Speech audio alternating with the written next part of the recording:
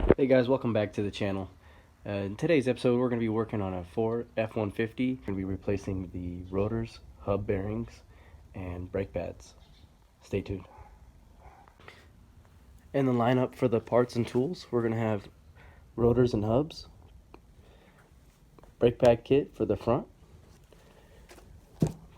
and rear bearings for the hubs, seals, 2 seals for the hubs, C-clamp, sockets to remove the caliper and spindle nut, torque wrench, hammer, ratchet, gasket scraper, brake clean, anti-seize, gloves, grease, impact driver, and knife. Also including into the work, you're going to need a jack sufficient enough to jack the vehicle, and as well as front jack stands. Also, you're going to want to apply the parking brake and roll down the driver's side window. Chock both rear wheels. Now that we have both jacks set underneath the vehicle, I'm going to leave the jack underneath the front end for added safety. And I'm using a 3/4 inch socket. Go ahead and buzz off all 5 lug nuts and remove the wheel.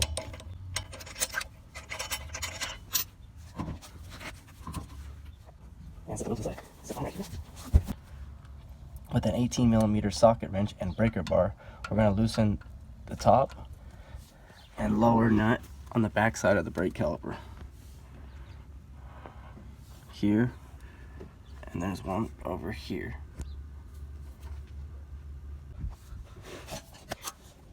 And undo the nut on both the drain. Set this aside. It makes things easier to use the ratchet. Once the 2 18mm bolts are out of the back, go ahead and get a 13mm socket and remove the slider bolts for the brake caliper. You're going to have the top one and the bottom.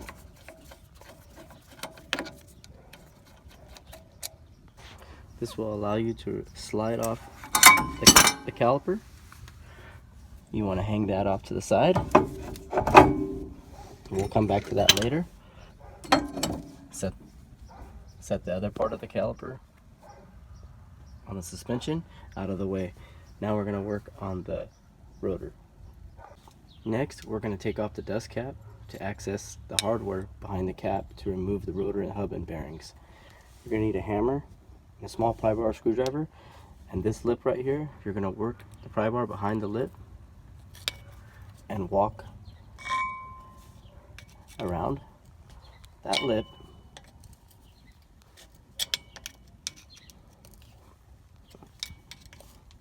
and start prying off the dust cap.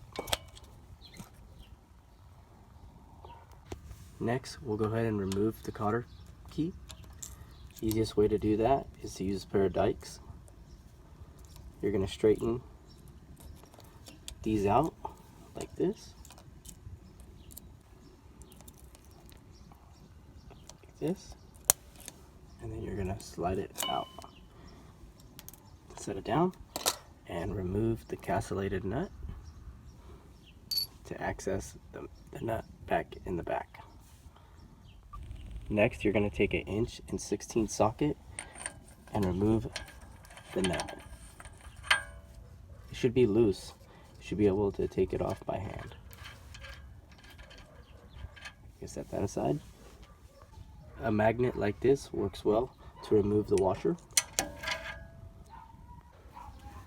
Now that the spindle nut has been removed, you should be able to slide the rotor off the spindle.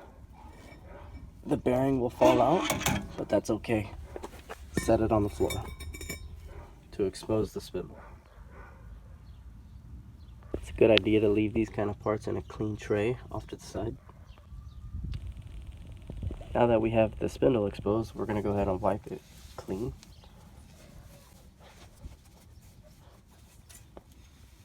and check for damage. We're looking for grooves or anything that can cause premature failure with the new parts. I'm going to take some brake clean and spray the area and the sensor as well.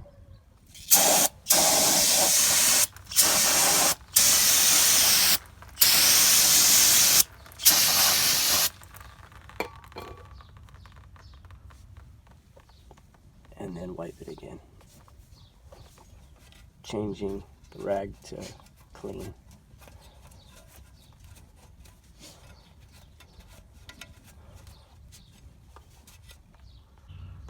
Now we have the sensor, the spindle, and the back area where the seals on the back of the spindle is clean. We're going to go ahead and work on packing the bearings and setting up the seals on the rotor and getting them ready for install. Okay, for the inner and the outer bearing, we went with set Temkin, set 11, and set 12. And we're going to pack these bearings with the Ford Lincoln Mercury Moly fortified multi-purpose grease. It works with disc brake wheel bearings, steering linkage, chassis, suspension, and universal joints. Before you begin packing these bearings, make sure you have a clean, disposable surface. What you're going to do is you're going to take a handful of grease like this, and you're going to roll it into the bearing. Right now we're going to start off with the rear bearing, the larger one. We're going to make sure everything looks good in the bearing. We're using clean gloves. We're going to go ahead and start pushing the grease into the bearing.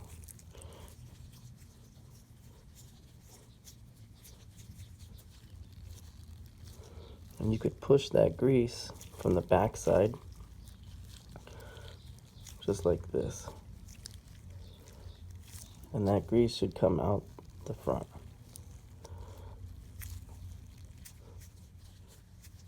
And also push it in front. A dab will not do you. Use as much grease as you can and work the grease into the rollers of the roller bearing. Make sure you get all the air bubbles. You can hear some popping noises. Make sure you get all the air bubbles you can out of the bearing. Try to work the grease back into a pile.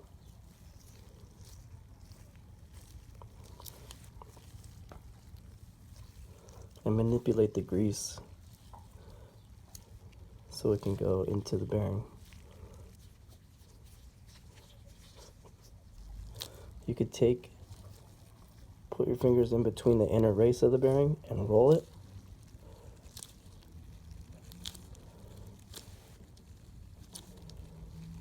To try to get that grease in there, and then continue packing. And you're going to repeat this step for the outer bearing as well.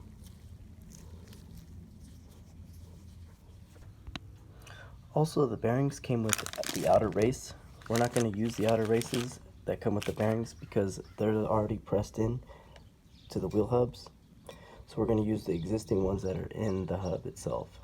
We went with the Rebestos rotors and hubs. Rebestos 66997R. I like to take a little bit of extra grease and wipe the inner race of the bearing with a light thin coat. This is the outer race of the bearing. Next, we're going to take the new bearing and set it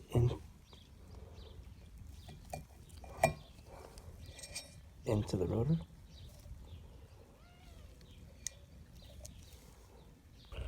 Next, we're going to install the seal on the back outer and inside bearing, and that goes on the back side of the rotor where the ABS sensor is. Centric parts 41765000, and that's a premium oil seal. We're going to take the oil seal and set it over the lid as straight as possible. Next, I'm going to take a flat piece of composite and set it over the top of the seal. Next, I'm going to lightly tap in the middle and around the edges to seat the seal. Once the seal is seated, it should look something like this. Take some of the grease from the center of the bearing and put over the seal.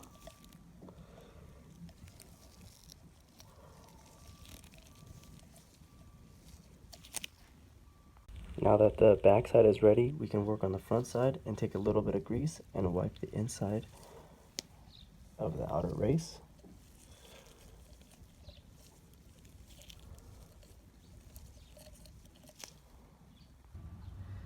Next, we're going to apply some grease to the area, a light coat of grease to the area where the bearing seats on the spindle,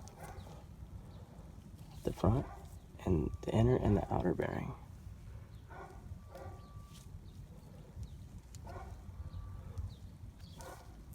And wipe off any excess grease. Next, we're going to spray with brake cleaner the outer edge of the rotor to remove the film that comes from the factory.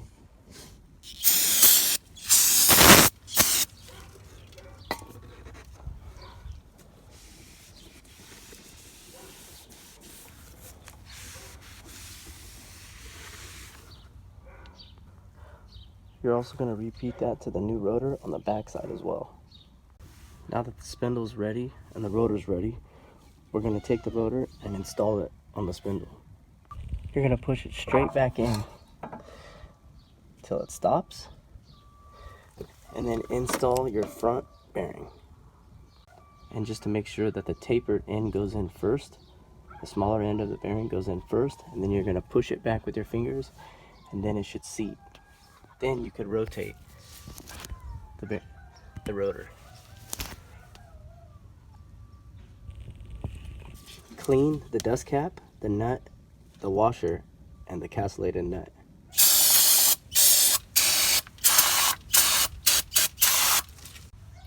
Once your parts are clean, be sure to notice the way they went back on.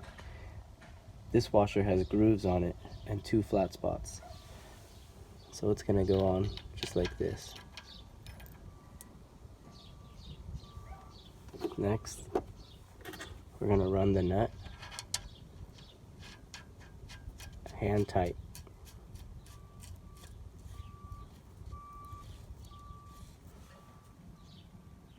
Once the nut is hand tight, go ahead and spin the rotor backwards and forward. See if the nut is loose.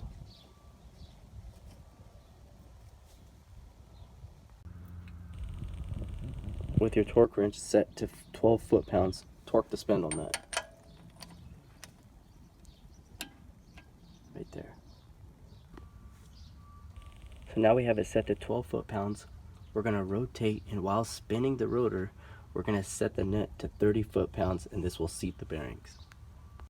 And with your torque wrench set to 30, we're going to spin the rotor and torque the spindle nut.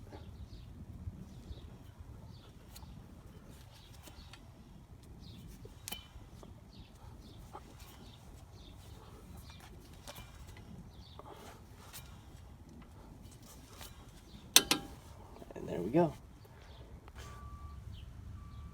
Okay, so now we're going to loosen the nut a quarter turn.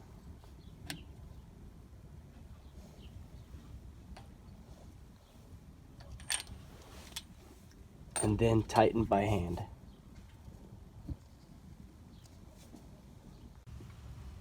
We're going to install the castellated nut and install the cotter pin. You're going to hold it at the bottom and then take your dikes.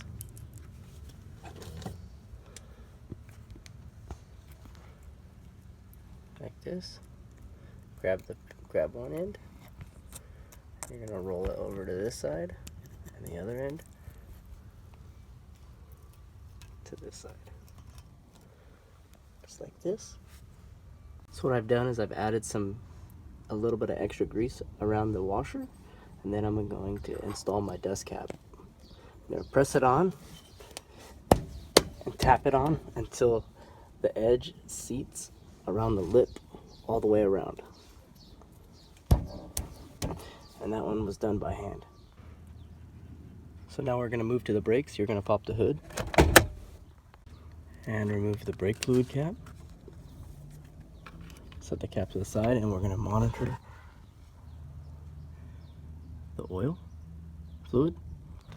We're going to fixate a 6-inch clamp with an old pad and compress these two pistons and the caliper, and watch the oil level rise, because when you're compressing the pistons, you're displacing the fluid. Okay, now we have the clamp and the pistons compressed. Okay, once we have the pistons and the caliper compressed, we're going to go ahead and clean this area and lube it with some brake lubricant. We're going to go ahead and remove this piece in the middle from the caliper. Now that the areas are lubricated, we're going to go ahead and scrub the back side of this surface back here, these 3 sections, and then clean them with some brake clean, and then also lubricate these areas as well. Now we have the back 3 areas lubricated. We're going to go ahead and put some lubricant here and on the back side where these 2 seat, and then press the tab down so it seats into the caliper. Next, we're going to take some more lubricant and apply some along this rail and this rail. Set the caliper back when that's finished and completed of the lubrication. Then take note of how the pads are assembled on the other half of the caliper. Now we're going to go ahead and slide these out. You can see where they slide out here. We're going to slide this one out. And then this one, you can see where it just pushes out from the back. It slides. We need to make sure that these areas here on both sides are well lubricated. And then we're going to go ahead and pull this tab off, and this metal retainer clip as well, both sides. Next, we're going to clean these areas really good. Here, here, here, here, here, and on this side as well. And we'll clean it with brake clean as well. Then you're going to seat the metal retainer, the new one that comes with the brake set. You're going to seat those back on both sides. Then you're going to apply your brake grease here and here on all 4 sides. Next, we're going to pull the pin and the boot. We're going to scrub this and clean it with brake clean and also lubricate the pin as well. Once the pins are clean and lubricated, go ahead and slide the boots back on. The grommet seals under this groove and this one. The grommet seats in the groove just like that, and then you'll go ahead and put them back into the hole. You're going to slip the grommet over that fitting, just like that, and do the other one as well.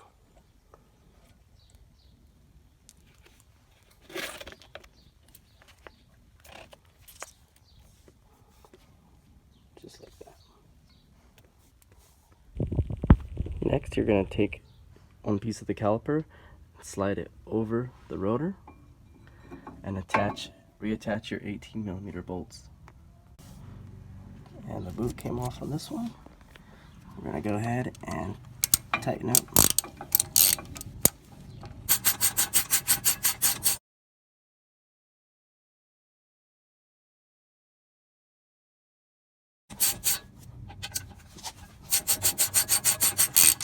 And just snug, hand tight. And we'll come back to that and torque that later. Okay, now you see the pads are installed on the rotor, sitting in that cradle. We're going to go ahead and set the caliper over. Get this bottom bolt, rest it on that nut, and then slide it over and forward. Then we're going to push in this here, and it should go forward. and seat. Then you're gonna run that bolt and the one on the bottom. All right, and with your torque wrench set to 136 foot-pounds, we're gonna torque that 18mm bolt, both 18mm bolts, to 136 foot-pounds.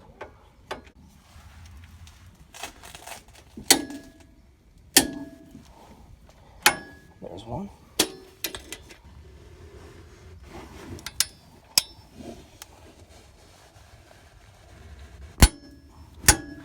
And there's two. And with your 3/8 torque wrench, we're going to go ahead and torque the caliper mounting brackets to 13mm at 22 foot-pounds.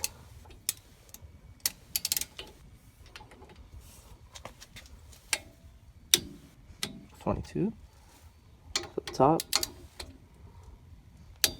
and 22 for the bottom. Next, take some bolt anti-seize lubricant and put some on each stud for the lug nuts on the wheel.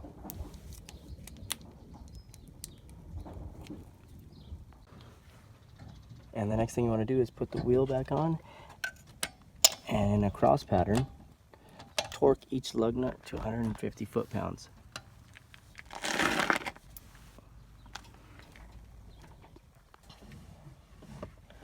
Okay, now we got the wheels on, torqued on, and the brakes replaced. There's a couple things that you need to consider before we go ahead and start the vehicle.